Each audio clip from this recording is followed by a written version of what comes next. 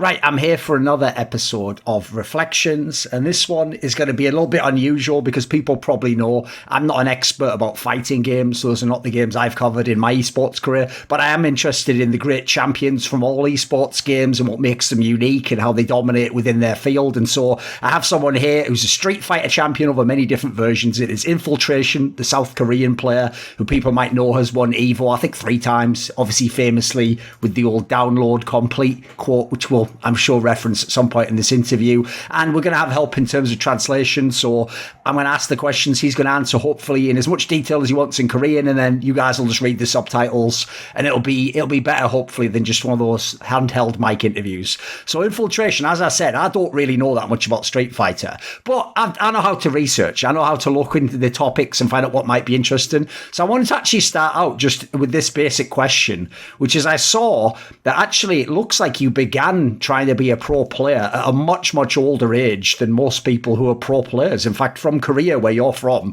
usually people who play games like StarCraft or League of Legends, they might start being a pro when they're 16 years old, and their career might be over. In fact, famously in Korea, they always say if you're 30, you're too old. Like they normally maybe 25 might be when someone retires. So is this true? Did you actually start being a pro at a much later age? If so, why? Did you not have this social stigma?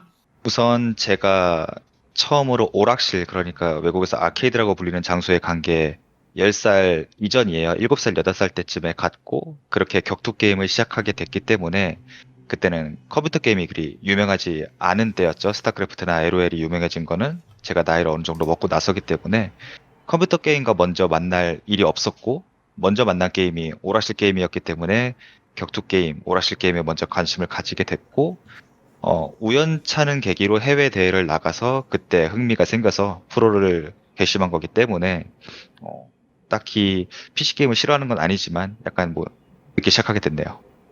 Okay, I have seen in certain places they reference that you were a fan of StarCraft Brood War. And by the way, if anyone's just a viewer and they don't know about Korean culture, basically everyone of a certain age and time period was a fan of this game. If you even go there, people sometimes ask if you say you know about esports. Oh, do you know about Boxer? Even though it's something from 20 years ago that no one obviously doesn't play now, right? What I wanted to ask was this. Were you actually trying to go pro in Brood War? I know it was a very, very competitive game and it was hard to get into the scene. Were you ever playing and trying to be on that level? Because you say you're mainly about arcade games. Was this ever a dream to be a pro in the traditional sense in StarCraft? 스타크래프트는 기본적으로 보는 것만 좋아했어요. 제가 또 스타크래프트 1 브루드워 확장판이 나왔을 때 아무래도 한국에서 스타크래프트 리그가 이제 많이 방송이 됐었고 그걸 구경하는 재미가 좀 더 컸었고 실제로 오락실에서 사람과 사람이 마주보거나 바로 옆에서 게임하는 것에 익숙하다가 온라인으로만 평소에 즐겨야 되는 스타크래프트에는 쉽게 이제 매력을 느끼지 못한 것 같아요. 하지만 리그 같은 거는, 대회 같은 경우는 아무래도 선수들의 긴장감이라든가 얼굴이라든가 그 열기가 많이 느껴졌기 때문에 구경꾼으로 남았지 그냥 재미로만 조금 해보고 진지하게 해본 적은 없었습니다.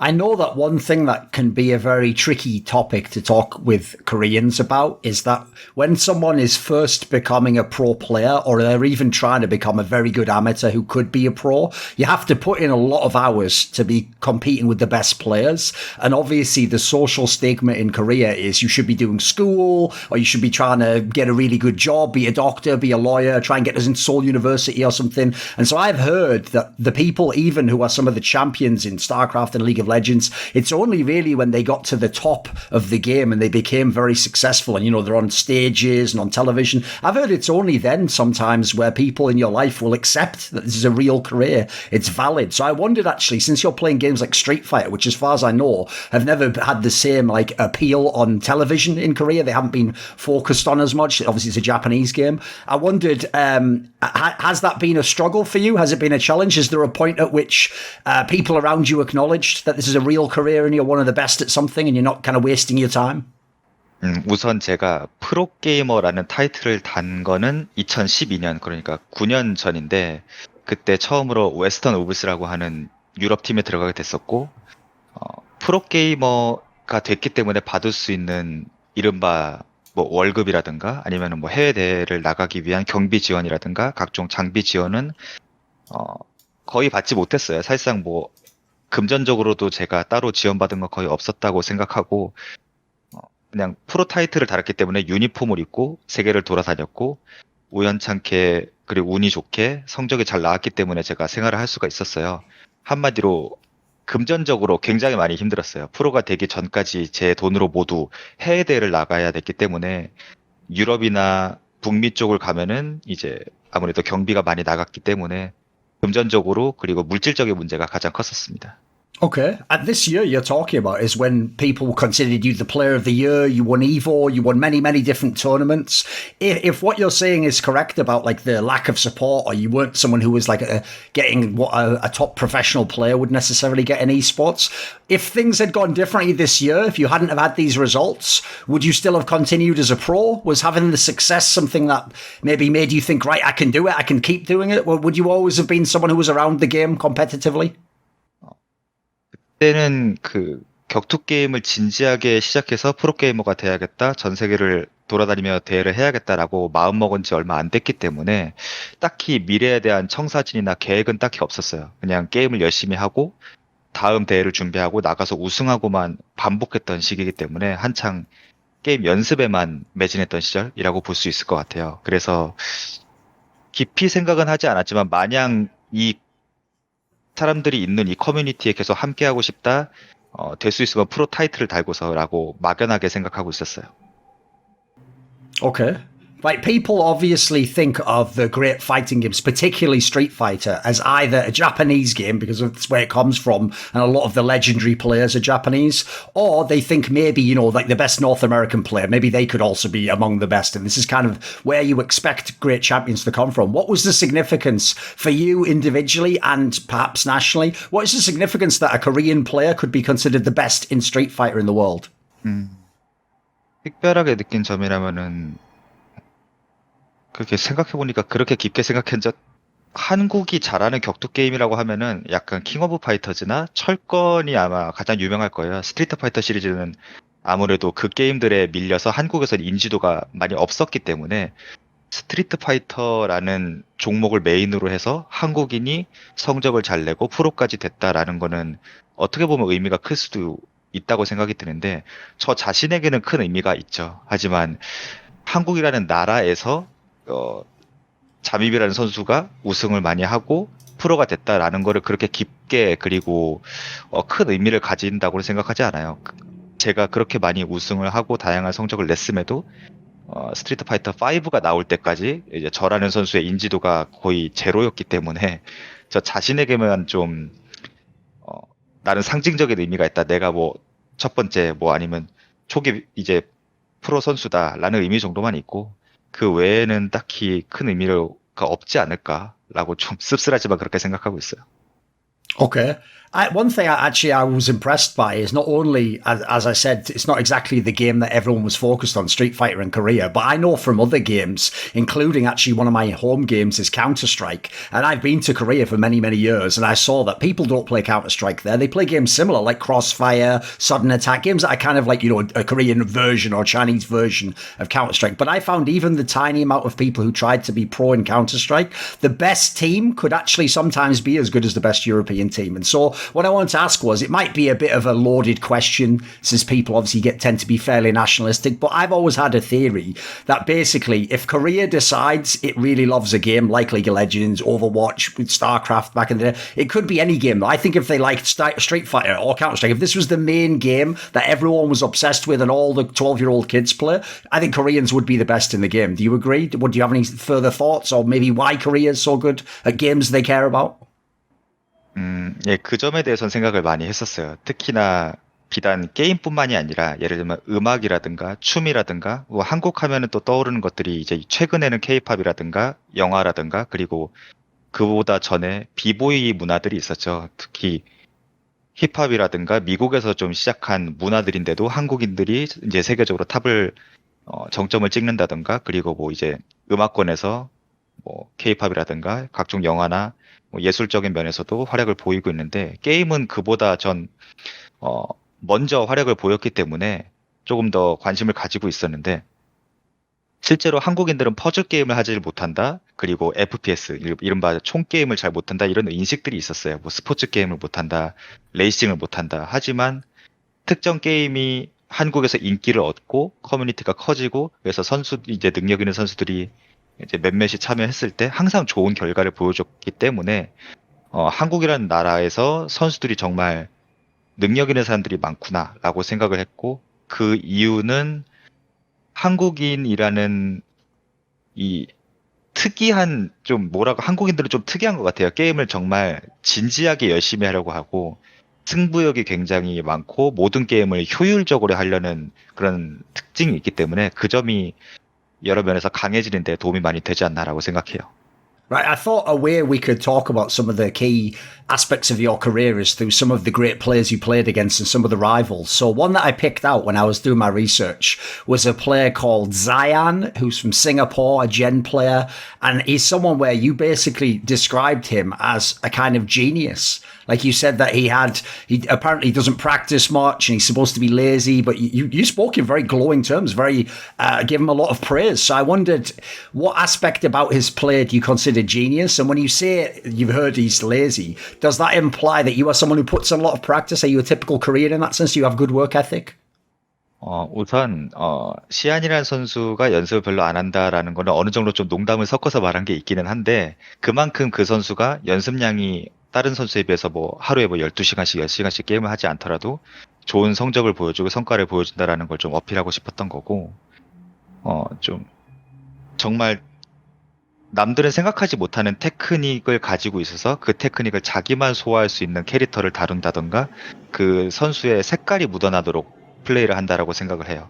어떤 캐릭터를 잡아도 이 플레이는 시안 선수의 플레이다라고 어느 정도 알아볼 수가 있게 똑같은 캐릭터를 여러 명이 쓴다 하더라도 자기만의 색깔을 확실히 낸다고 생각하고 그리고 상대적으로 제가 처음 시안 선수를 봤을 때 나이가 꽤 어렸는데 그럼에도 베테랑 선수들에게 밀리지 않을 만큼의 그 심리전도 충분히 좋다라고 생각을 했었고 항상 지면 다시 발전돼서 준비된 모습을 보여주는 게 정말 이 선수가 강하다라고 생각하는 점이었어요. 천재라고 생각하고 있어요. Okay. As I alluded to, it's very, very famous in esports, the Korean work ethic. As you said, actually, it doesn't just apply. The funny thing is, people who are just gamers think it's just in esports, but obviously, yeah, as you say, academics, the arts, the idea is just trying to be the absolute best you can be at something, and you put in all the hours you can. So the traditional stigma is that, if anything, the Korean person overworks. They just do the maximum possible hours and they just grind everything. But I saw actually some very interesting comments in interviews where, on the one hand, you were saying that you actually sometimes even prefer to focus on like training outside of the game instead of just only playing matches. And you also were saying that you like to put a lot of time into basically like the theory side of the game, like thinking about how an opponent will play or studying his patterns. Whereas I've found traditionally a lot of the Korean top competitors, they just like to work and really drill their own game for as many hours as possible and sort of try and be perfect in terms of execution. So do you have a different philosophy in this sense? Is this still the way that you practice? 실력의 발전이라, 먼저 말씀해주신 그 생각을 많이 한다라는 건, 확실한 제 연습 방법 중에 하나고, 아무래도 한국이라는 나라가 여러 격투 게임으로서, 좀, 다양한 연습을 하기에는 좋지는 않은 나라라고 생각을 해요. 미국이나 유럽처럼 대륙이 커서 각 지역마다 사람들을 만나거나, 뭐, e스포츠 관련한 장소가 있어서, 뭐, 위클리 토너먼트, 뭐, 먼슬리 토너먼트가 있는 것도 아니고, 오로지 좀, 최근에 개인 방송을 하는 사람들이 이제 사비로 여는 조그만 온라인 대회 정도가 이제 전부기 때문에 그런 곳에 참가하는 것보다 저는 국제 토너먼트에 나가서 오프라인에서 실력을 보여줘야 되는 상황이 많았기 때문에 좀 이동하는 시간도 많았고 이래저래 생각을 많이 할 수밖에 없었어요. 그래서 온라인보다는 좀 생각을 많이 하고 유튜브나 영상을 보면서 다른 선수들을 연구하고 항상 뇌를 게임 생각으로 가득 채운다라는 느낌으로 제 인생을 살고 있거든요. 지금도 그러하고. 그래서 이런 연습 방법이 어디서나 그냥 제가 눈 감고 생각만 하면 충분히 약간 상상 플레이처럼 할 수 있기 때문에 굉장히 좋은 훈련이라 생각을 하고 있고, 이 방법은 앞으로도 계속해서 할 것 같아요. 이게 충분히 먹히고 있고, 특히나 대회 현장에서 생각을 많이 하는 거는 그때그때 뇌가 정보를 빠르게 받아들이고 있기 때문에 효과가 굉장히 좋고 성과도 잘 나온다고 생각해요.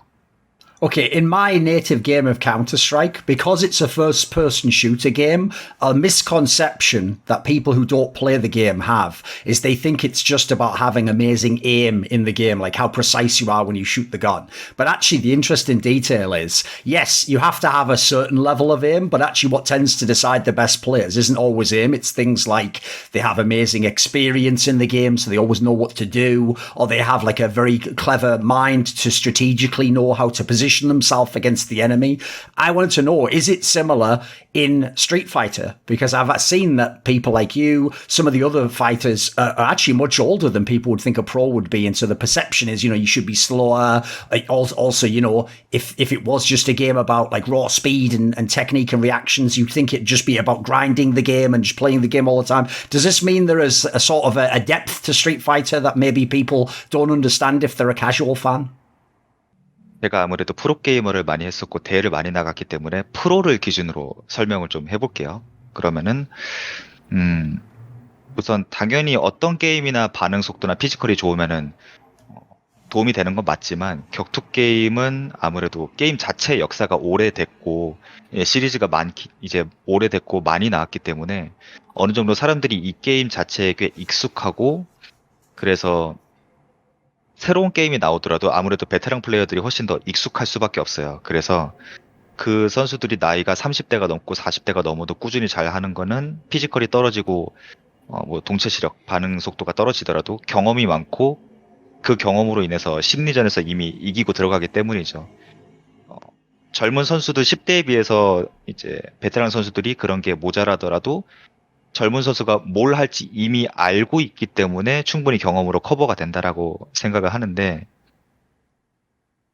프로가 되고 그리고 격투 게임 토너먼트에서 이기기 위해서는 긴장하지 않는 법도 알아야 되고, 그리고 상대를 이기기 위한 적응력도 필요하고 체력도 필요하고 너무나도 많은 요소가 필요해요. 그래서 내가 뭐 캐주얼 게임에서 한 판, 뭐 온라인에서 프로를 몇 번 이겼어, 그래서 나도 프로가 될 수 있어라고 생각하는 거는 어떻게 보면은 좀 가볍게 생각하고 있을 수 있는 거고, 정말로 말로 설명하지 못할 너무나도 많은 요소들이 필요해요.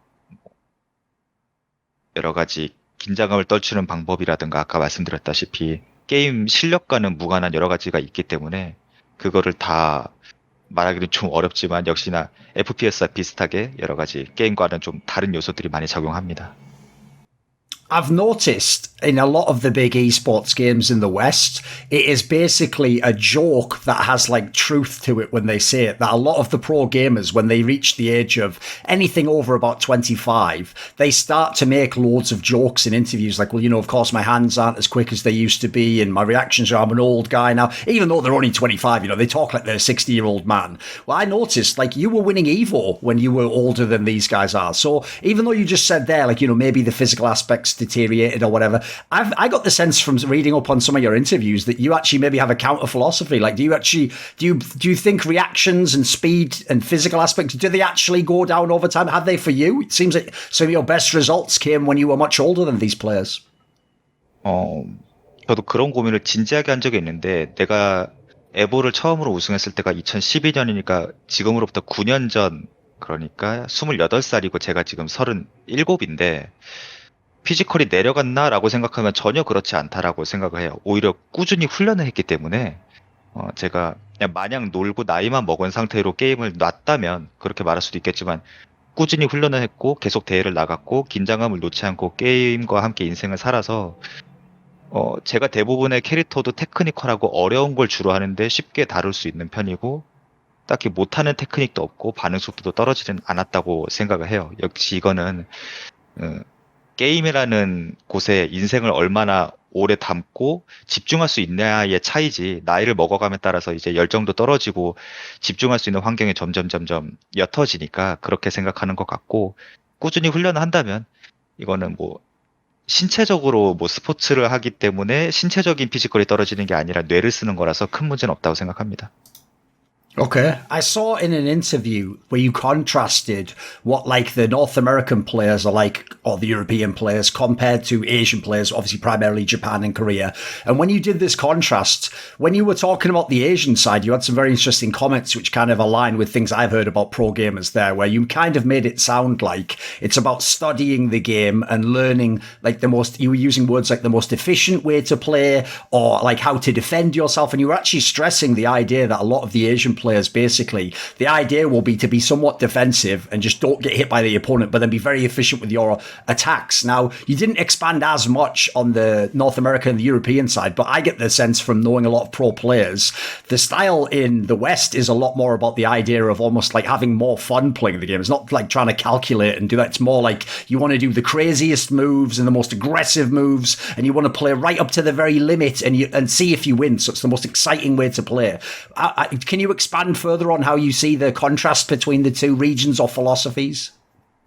저도 그 북미 선수들에 대한 소린의 의견은 저도 동의를 해요. 확실히 북미 선수들은 게임을 이기기 위해 공부해서 지지 않는 법을 터득해서 단단하게 플레이하는 게 아니라 내가 이걸 잘하니까 이거를 키워서 공격을 극대화하자 아니면은 뭐 화려한 콤보를 쓰자 이렇게 좀 재미를 많이 추구한다고 생각해요.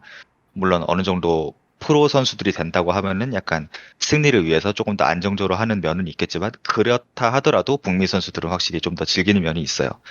동양 선수들은 한국이나 일본은 결과적으로 좀 지지 않는 법을 좀 더 연구하는 편인 것 같고 특히나 일본은 격투게임 커뮤니티와 그 씬 자체가 크다 보니까 안정적으로 이기는 법을 많이 공부하고 뭐 프레임 데이터를 연구하고 트레이닝에 들어가서 어떻게 하면 이걸 막아내지 어떻게 하면 받아치지 이런 공부를 좀 더 하는 것 같다라고 생각을 해요. 한국이 조금 더 일본보다는 공격적이지만 그래도 북미보다는 유럽보다는 조금 더 단단하게 안정적으로 하는 느낌이 있고요. Yes, I saw that obviously the very famous American fighter Justin Wong described you as an example of a defensive player. How would you define yourself, like we were just talking about there, in the sense of other players who are the top players? Like, is it something you think generally is the best approach to play? Is it the best approach for you? How do you see yourself as a player? 그러면 우선은 제 스타일은 뭐 치고 빠진다 그리고 안 맞는다 상대방이 할 게 없게 만든다라는 거를 컨셉으로 잡는데 그걸 굉장히 좋아요. 이 잠입을 상대로 플레이를 했을 때 내가 아무것도 하지 못했어. 이게 서로 주먹을 교환하다가 아쉽지만 내가 졌네가 아니라 한 대도 못 때리고 잠입에게 졌다라는 이미지를 심어주는 걸 좋아해요. 그러면은 상대방들에게 그 심리적으로 굉장히 공포를 심어줄 수가 있거든요. 왜냐면은 내가 뭘 해도 통하지 않아라는 이미지를 박아주면은 대회에서 만났을 때 굉장히 무서워하기 때문에 그런 면에서 도움이 많이 되고 실제로 제가 그런 식으로 플레이 스타일을 정립해 나가고 지금 완성이 됐다라고 생각을 하고 있어요. 저 스스로도 그 플레이 스타일들에서 되게 만족하고 있고 그러다 보니까 들어오는 상대방을 받아치고 끊어내고 거리를 벌리고 좀 접근하지 못하게 하는 플레이 스타일을 많이 하다 보니까 저스틴도 좀 잠입은 방어적으로 한다라는 얘기를 한 것 같고요. 저도 그거에 대해서 꽤 동의하고 있습니다. 최강의 방법이라고, 이제 저 자신의 기준으로 봤을 땐 최강의 방법이라고 생각해요. 일단 공포심을 심어줄 수 있고, 상대방한테 좀 약간 마음의 힘을 뺏어 간다고 해야 되나, 심적으로 많이 힘들게 만들 수 있기 때문에, 당연히 격투게임 하는 데 있어서 상대방이 게임하기 싫어지게 만든다, 게임을 포기하게 만든다, 좀 힘들게 만든다라는 거는 아주 중요한 요소이기 때문에 저 자신에게는 최강의 방법이라 생각하고 있어요. Another player who was a rival of yours, you played him many times, was the Puerto Rican-American player PR Balrog, who was obviously a Bison player. Now, this is someone where I've seen you, again, say give him a lot of praise and basically say, like, no one can play this character the way he plays it. I've also read that he's another defensive player, and you obviously had this very classic matchup with him at EVO, the second EVO that you won. So can you tell me something? What is it that makes this player so unique at this champion? Why is he a character? Why is he so good at it? 우선 좀 굉장히 솔직한 사람, 감정에 솔직한 사람이라고 생각을 했어요. 왜냐면은 처음에 만났을 때 굉장히 나는 복싱을 좋아하기 때문에 이제 복서인 칙칙이를 한다. 뭐 이런 얘기도 했었고 그래서 거기에 맞는 플레이 스타일도 있었고, 지면은, 그 자리에서도 이제 기분이 나쁨을 표현하고, 뭐, 옛날에 많이 친하지 않았을 때는 좀 악수도 거절한 적이 있었어요. 제가 이기고 악수를 청했는데, 좀 기분이 좀 별로라, 좀 힘들 것 같다, 이렇게 얘기한 적도 있었고, 뭐, 충분히 이해하는 부분인데, 그런 점이 굉장히 독특했고, 근데 그런, 어, 감정을 이렇게 솔직히 표현하지만 결국에는 이기기 위해서 속상했던 거를 다시 떨쳐버리고 이제 더 세져서 돌아오는 모습이 굉장히 인상 깊었었고 스트리트 파이터 4를 할 때 정말 많이 만났어요. 그래서 지기도 하고 이기기도 하고 의견도 교환하면서 얘기를 많이 하고 게임을 했었는데 지금은 게임을 사실상 거의 하지 않고 좀 게임과는 멀어진 생활을 하는 것 같아서 약간 아쉽고 다시 만났으면 좋겠네요. As I referenced earlier, you had a very classic matchup with him at the second Evo that you won.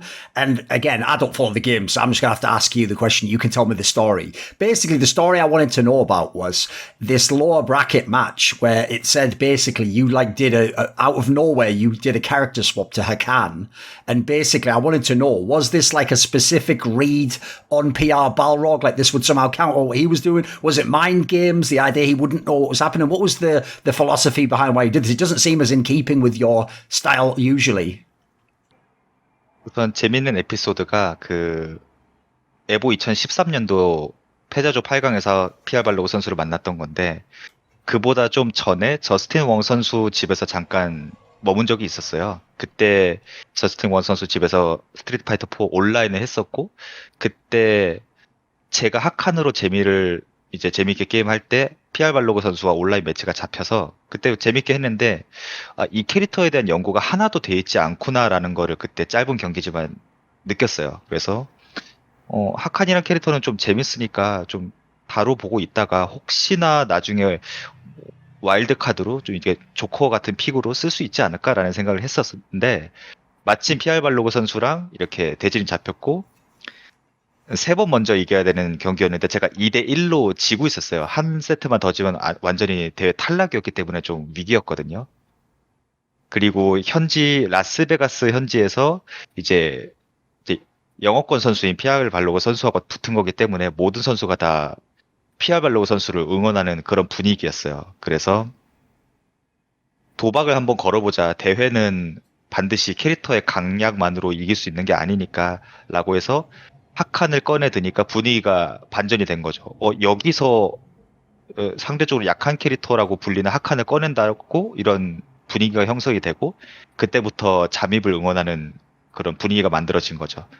그래서 도박이다. 여기서 내가 지면 탈락이지만 그때 하칸을 전혀 모른다고 판단한 것과 회장의 분위기를 바꿔서 좀 분위기를 이제 뒤바꿔 보자라는 그런 생각으로 썼던 거고 뭐 결과도 괜찮게 나왔었어요.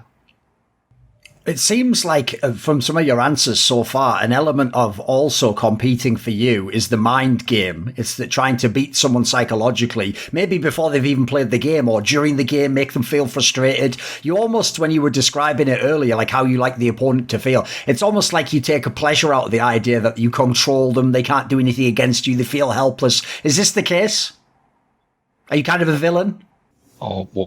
그거 저를 상대하는 선수들한테는 뭐 그렇게 생각될 수 있겠지만 뭐 제가 뭐 나쁜 짓을 하는 건 아니고 이기기 위한 전략 중에서 이제 좀 더 공포심을 심어주기 위해서 플레이 스타일을 이렇게 정립한 거니까 뭐 빌런이라고 볼 것까지는 아니고 제가 그래도 매너 면에서는 대회에서 항상 친절하게 하려고 하고 항상 악수도 청하고 인사도 하기 때문에 빌런이라고 생각해 본 적은 없는 것 같아요. 저보다 더 대단한 빌런 짓을 하는 친구들이 많았기 때문에 제가 그런 단어를 쓰기에는 좀 아직 내공이 부족하지 않나. 빌런이 되려면 좀 더 사악해져야 될 것 같아요. Okay. I saw that when people talked about you playing the character Akuma and this being a character that you really put a lot of time into, that it was described that at the time it was actually considered a weak character, not one that's one of the strongest in the game. So was there a specific reason? Why were you drawn to it? Did you know it was weak? Was this part of the attraction?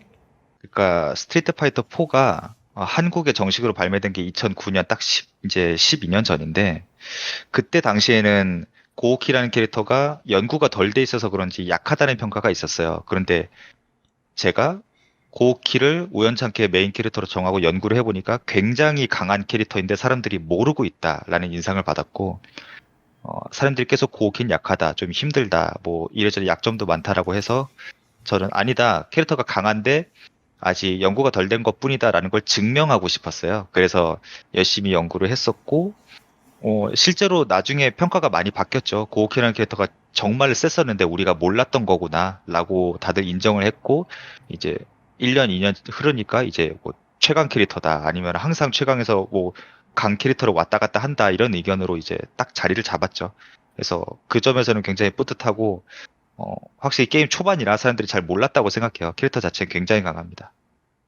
On this topic, one thing that actually made me first get interested, like I said, because of the champions in fighting games, was the story of Daigo, obviously the very legendary Japanese player. And I heard a similar story where basically, when he was beginning, everyone thought the character Ryu was just a very basic character. And obviously, it's one of the oldest in the entire series. And I heard that basically at the time, everyone's logic in the esports side was like you play whatever the strongest champion is, you just play whatever the flavor of the month is. But that his philosophy was sort of like, since it's the most basic character, I will literally put all my effort into trying to master every element of it. And I'll show that actually even what appears to be like, basic technique can, if you execute it, can be the best technique possible and you can win the championships, which sounds like a really cool storyline. I've noticed when I looked into your history and some of the other great players, there are a bunch of champion level players who almost have this philosophy. It's almost like they pick the character and they use the character to express something about their philosophy, their personality,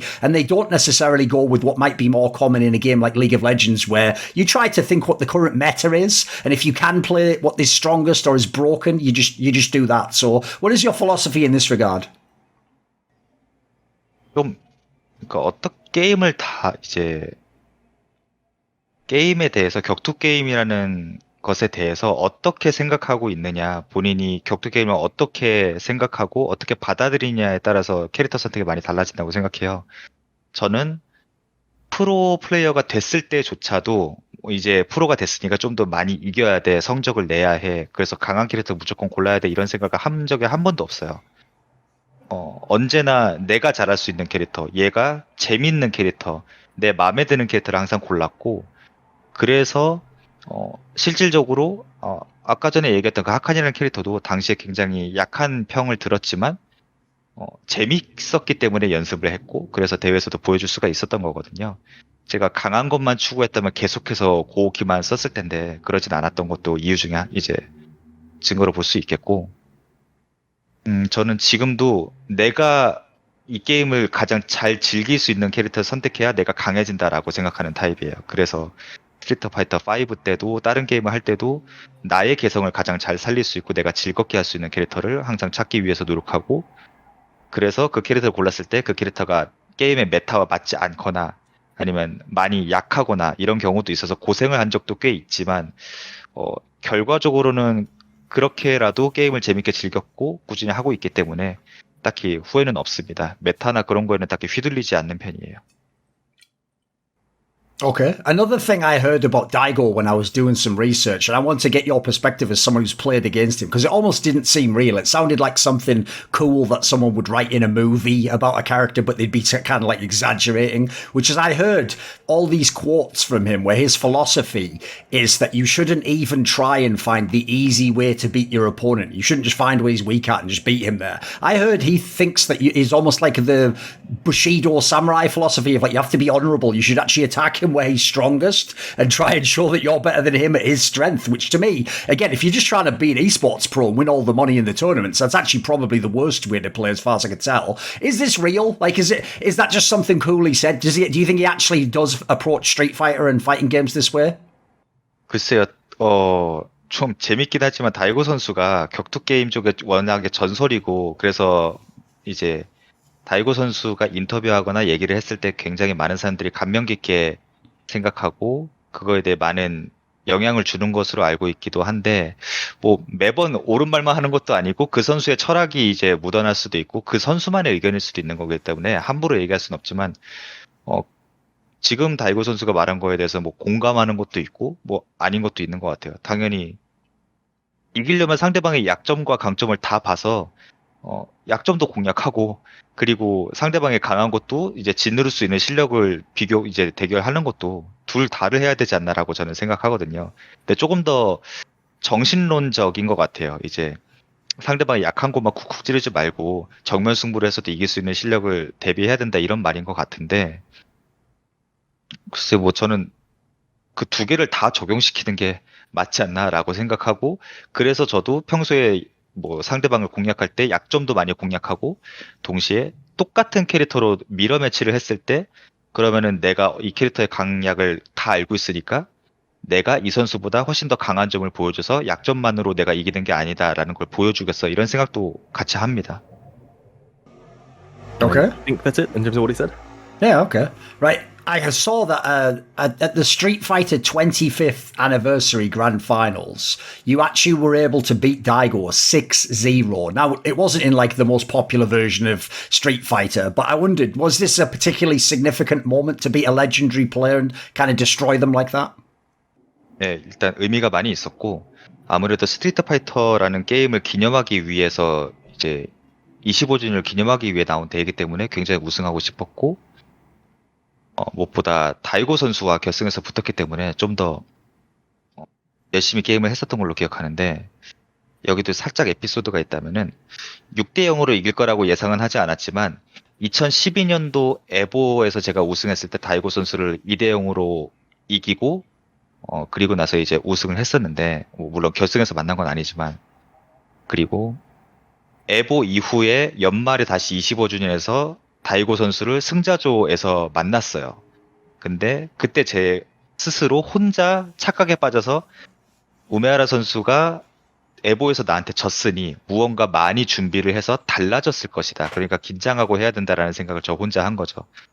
근데 막상 게임을 해보니까 크게 달라지지 않은 거예요. 그때랑 비슷하게 게임을 했고 근데 저 혼자 스스로 저 자신에게 이제 압박을 줘서 결과적으로 3대 0으로 졌어요. 그래서 패자조로 내려가게 됐고 게임은 졌지만 달라진 게 하나도 없네. 그냥 예전처럼 자신감을 가지고 게임하면 되겠다라고 제 마인드가 바뀌었고 그래서 최종 결승에서 다시 다이고 선수를 만나서 패자조에서 3대 0 다시 또 이제 리셋하고 3대 0에서 6대 0으로 이긴 건데 확실히 자신감과 마인드의 차이가 게임 플레이에도 굉장히 영향을 미친다는 걸 깨달은 대회였기 때문에 저한테 의미가 많이 있었습니다. Normally, it's not really considered polite interview etiquette to ask people about games they lost in, but I have a philosophy personally that even if it sucks to be the player who loses a great match, it's also kind of a privilege to get to play in really classic matches that people will look back on in history and they'll say, this was in my top 10 or this was one of the best games I ever saw. So I want to ask about one loss you had against Daigo, and it was the one in the Capcom Cup winners quarterfinals, and this is in 2015. I want to ask, do you agree this is a classic match? Was there some key storyline to this match and how it played out? 예, 쭉 얘기하면 되나요? 또한 거기에 대해 썰이 있다는가 아니면 스토리라인이 있다는가 있으면 말씀해 주세요. 혹시 있다면.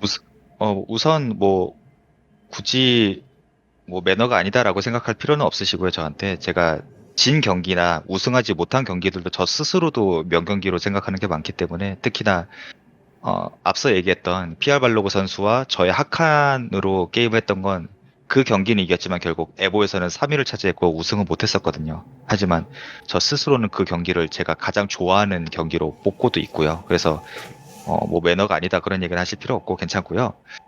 2015년 다이고 선수와 저의 춘리와 다이고 선수의 이블류로 경기를 했었던 건데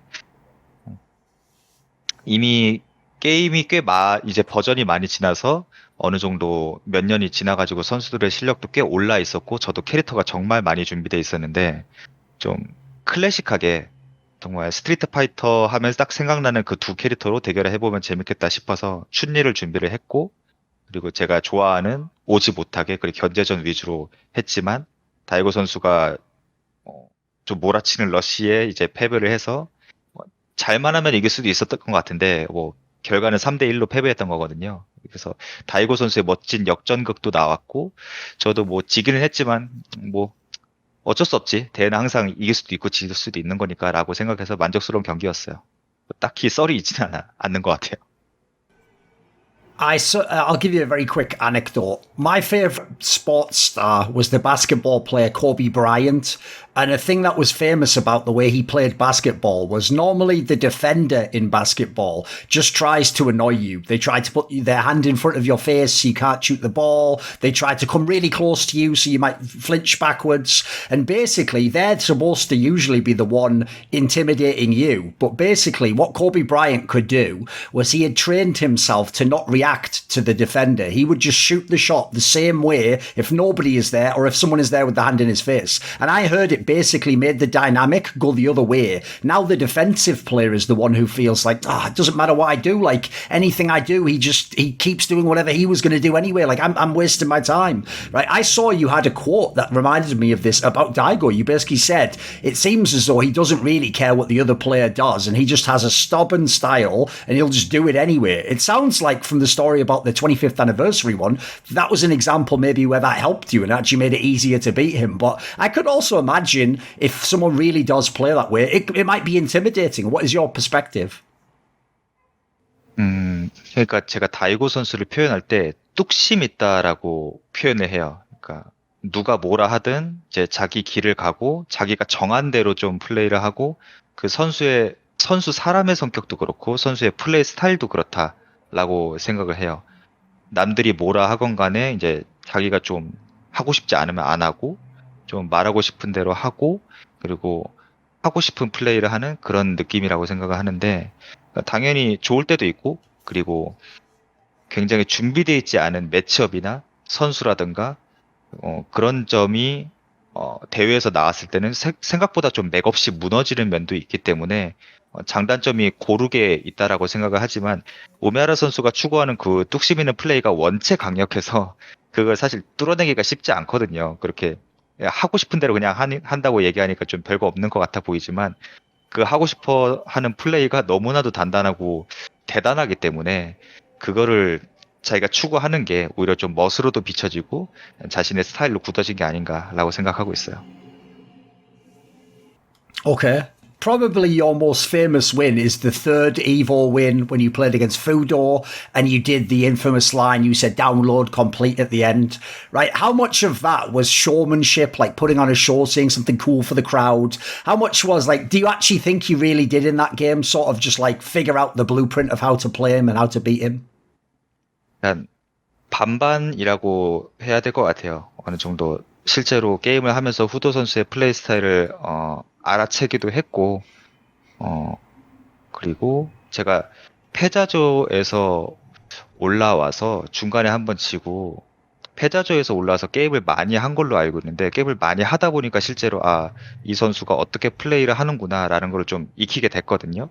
그래서 좀 더 다운로드 컴플리트라는 말이 좀 괜찮은 인터뷰가 아닐까라고 생각을 해서 약간은 쇼맨십 그리고 실제로 제가 느낀 바도 있었기 때문에 그렇게 얘기를 했었고 실제로 다운로드 컴플리트라는 말을 딱히 생각하고 있었던 건 아닌데 평소 뭐 대회 채팅창을 보면은 이 선수를 다운로드 했다 이런 표현이 가끔 보이길래 뭐 언제 한번 써먹으면 뭐 괜찮지 않을까? 라고 그 상황을 찾고 있었는데 마침 그 상황이 에보 2016하고 좀 맞아 떨어져서 그렇게 얘기했었어요. I thought there was a funny element that I'd actually put to you and see if you thought of this yourself. But in the West, especially in esports, one of the almost like, in a way, it's sort of praise, but it's also a little bit rude, is people talk about the Korean players in StarCraft and they're like, they're just like robots. They're just doing the same thing over and over again. So what I actually thought was funny about this comment was, on the one hand, you almost were actually acknowledging, like, I'm like a robot. But at the same time, you were doing it in a way where you showed showmanship and charisma, which is usually what they want to see from the Korean players. So are you a genius at marketing? Did you really know what you were doing when you said that? 딱히 그렇진 않은 것 같아요. 왜냐면은 결국 승리하는 자는 뭘 하더라도 다 유명해진다라고 생각을 하고 있거든요. 특히 다이고 선수는 정말로 감정을 잘 드러내지 않고 인터뷰할 때도 정말 심플하게 하잖아요. 열심히 했다. 그래서 이겼다. 뭐 고맙다. 이 정도만 딱 얘기를 하는 편인데 근데 계속해서 승리해 나가고 멋있는 경기를 보여주고 있기 때문에 그 선수의 카리스마로 이제 좀 캐릭터가 완성된다고 생각을 해요. 아무리 사람이 재미있고 유쾌하다 하더라도 이기지 못해서 그 기회를 보여주지 못하면 이제 소용이 없다라고 생각하고 있는데 제가 딱히 뭐 쇼맨십이 소질이 있다든가 그런 건 아닌데 그래도 많은 사람들이 재밌는 게임을 보러 온 것도 있지만 그 선수들의 개개인적인 선수들의 좀 캐릭터라든가 그 사람에 대해서도 좀 알면 재밌을 것 같고 재밌는 건 누구나 좋아하니까 그런 뭐 인터뷰라든가 아니면 뭐 대사라든가 그런 것도 만약에 내가 우승하면은 어떻게 얘기할까 정도는 가끔은 생각해 놓기는 해요. 물론 우승하는 게 먼저긴 하지만 그래도 우승하면은 이 정도 뭐 인터뷰는 해야지라고 약간은 준비하고 가는 편이에요.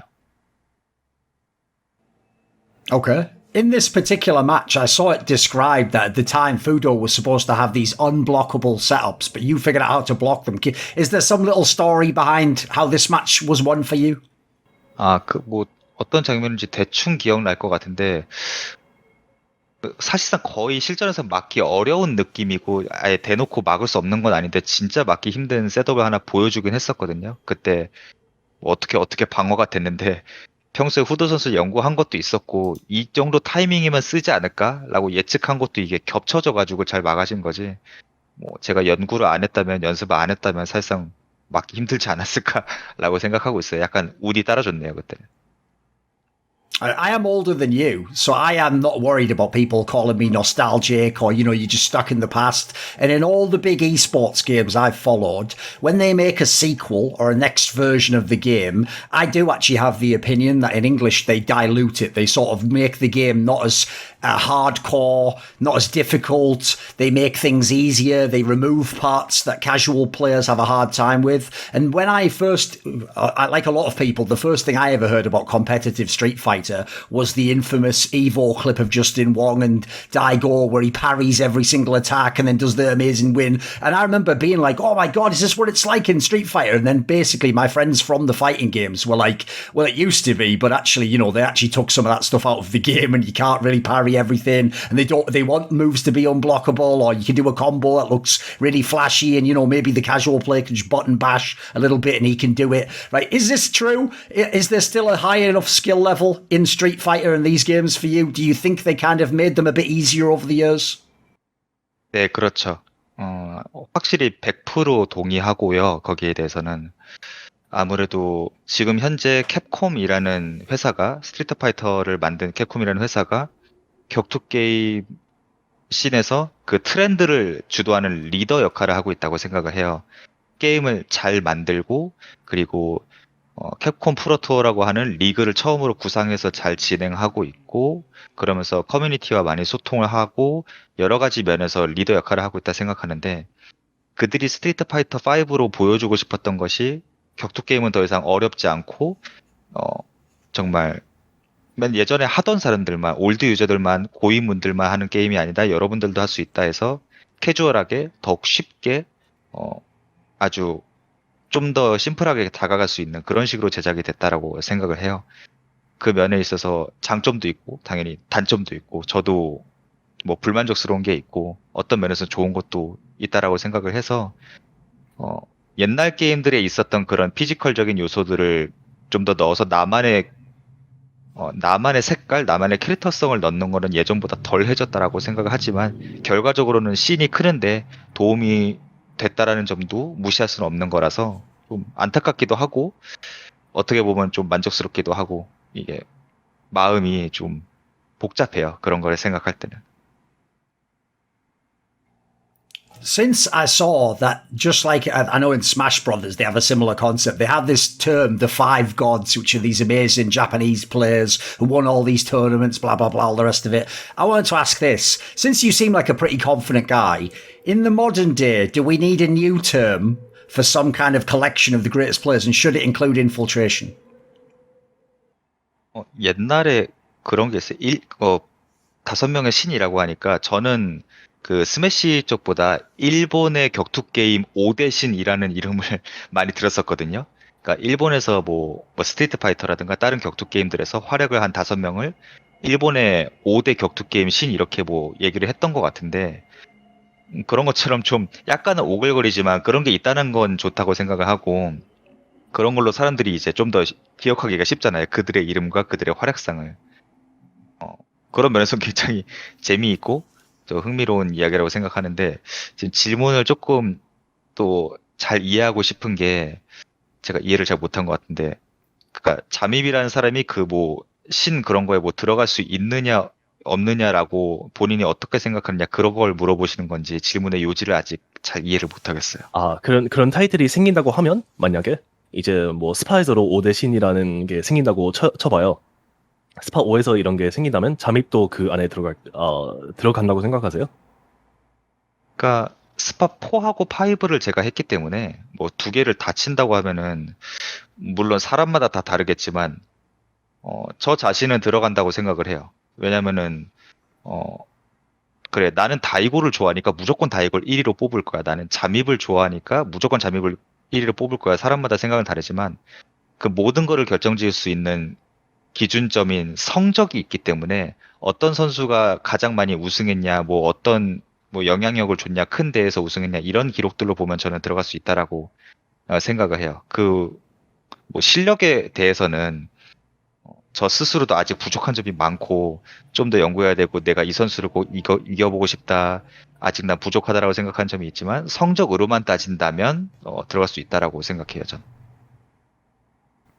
There's a concept in chess where they call it the immortal, and the premise goes that they try to pick a one specific match that a great player played, and this is like his signature match, like something about it shows his style or his philosophy and his strengths in the game. If someone only knew casually, like they knew a couple of the storylines in your career or a couple of your big wins, is there a match over your career that you would pick out and tell them, watch this game. This is the essence of what infiltration the player is. 이거는 딱 정해져 있습니다. 아까도 얘기했던 경기인데 2013년 에보 8강에서 피알 발로그 선수와 저의 하칸이랑 대결했던 경기를 항상 저는 제일 좋은 명경기라고 생각을 하고 있어요.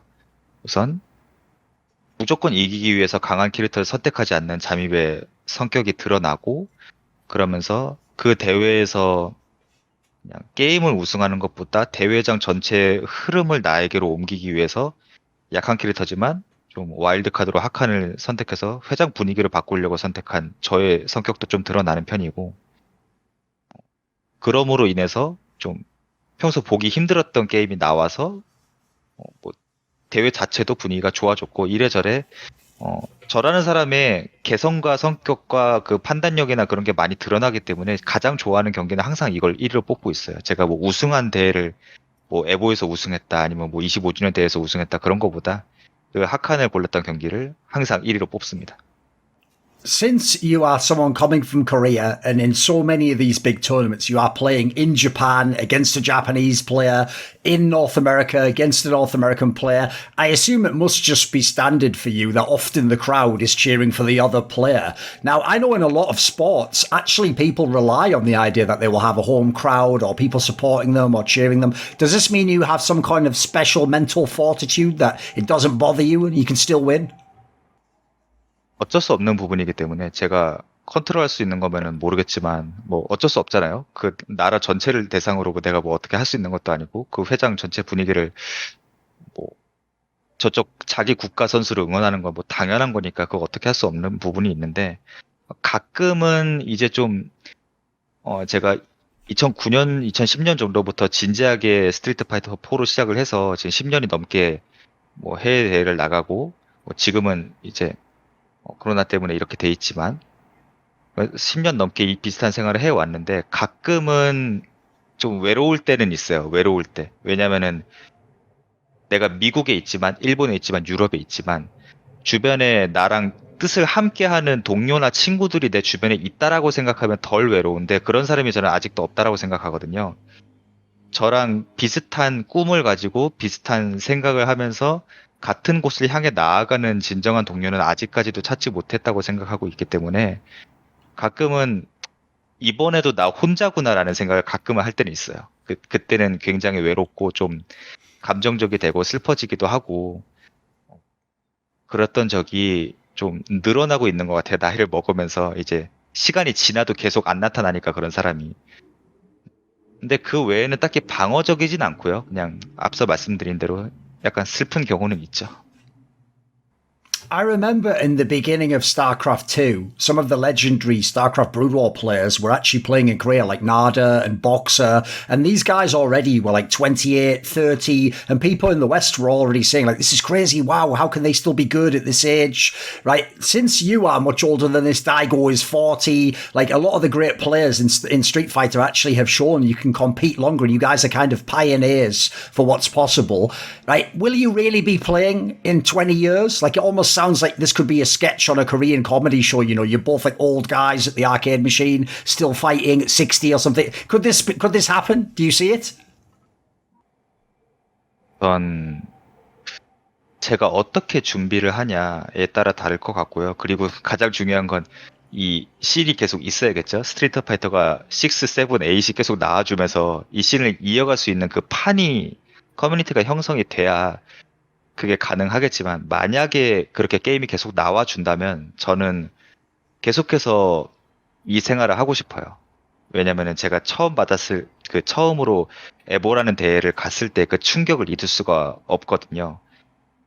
그냥 오락실에서 게임하고 온라인으로 가끔 게임하고 동네에서 게임하는 이런 세계밖에 없는 줄 알았는데, 이렇게 멋지고 수많은 사람들이 똑같은 게임을 하면서 의견을 교환하고 친구를 만들고 한 가지 게임을 좋아한다는 그 목적 하나만으로 모여서 이제 라이벌이 생기고 뭔가 맹경기가 만들어지는 그 장면, 이 씬에 처음 들어왔을 때 그 기분을 잊을 수가 없기 때문에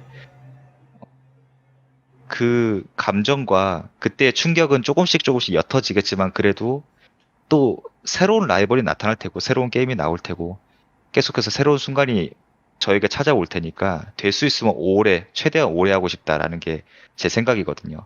그러려면 뭐 체력적으로나 정신적으로 계속 저를 준비를 해야겠지만, 할 수 있다면 꾸준히 하고 싶어요. 제가 이제 게임을 하지 않고 뭔가 또 새로운 인생을 찾아서 뭔가 지켜야 될 게 생긴다면 다르겠지만, 그 전까지는 꾸준히 이 생활을 영위해 나갈 수 있으면 좋겠다고 생각하고 있습니다. 제가 좀 뭐 여자친구를 만든다든가 결혼을 한다든가 아니면 뭐 가정이 생긴다든가 그런 것들을 좀 약간씩은 포기하면 가능할 거라고 생각해요. 지금 현재 상황에선 제가 딱히 뭐 지킬 게 없고 저에게 뭔가 딸리 식구나 그런 게 없기 때문에 가능하지, 그렇다면은 뭐 그런 거 포기한다면 가능하다고 생각해요, 지금은. Okay, at the end of this interview, do you have a final message, or is there anyone you would like to say hello to or thanks? 우선 인터뷰를 이렇게 진행해 주신 소린 씨에게 감사하고, 이런 기회가 정말로 저에게 소중한 기회라는 걸 알아주셨으면 합니다. 감사드리고요. 그리고 지금 2020년 초반부터였던 것 같아요. 한 1년 반도 넘게 이제 전 세계적으로 전염병이 돌면서 e스포츠 씬 그리고 스포츠 씬 어느 곳이나 다 타격을 입었지만, 특히나 격투 게임 씬은 사람과 사람끼리 이렇게 옆에 붙어서 같이 얼굴을 마주보며 게임하고 그 분위기를 즐기는 게 정말 메인이었던 무대인데, 그 무대에서 떨어진 지 꽤 시간이 지났고 많은 사람들이 이거를 그리워하고 있다고 생각을 해요. 저도 최근에는 여러 나라에서 조금씩 이제 마스크를 쓰고 백신 접종을 받고 약간씩이나마 대회를 부활시키는 거를 보면서 이제 저도 기대감이 커지고 있는데, 다시금 오프라인 대회에서 여러분들을 만날 때가 다가오고 있는 것 같으니까 그동안 여러분들이 건강하시고 아프지 말고 다시금 오프라인 무대에서 만나서 오랜만이다, 이제 잘 지냈다, 이렇게 인사할 수 있는 날이 다시금 찾아왔으면 좋겠습니다. 다들 건강하시고 손 잘 쓰시고 이제 아프지 마세요. 감사합니다. 네, 감사합니다. 감사합니다. Thank you so much.